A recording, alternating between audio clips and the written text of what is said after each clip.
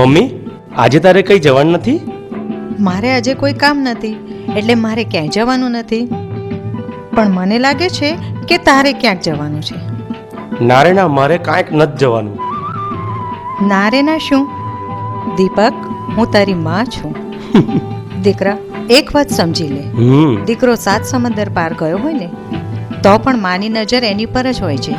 સમજ્યો? માં દીકરામાં શું ઘૂસપૂસ ચાલે છે? આ તમારો દીકરો પરાક્રમ કરીને આવ્યો છે, એટલે કન્યા પસંદ કરીને આવ્યો છે. તો પછી વારસાની જોવાની. હાલો પીપુડા વગાડીએ.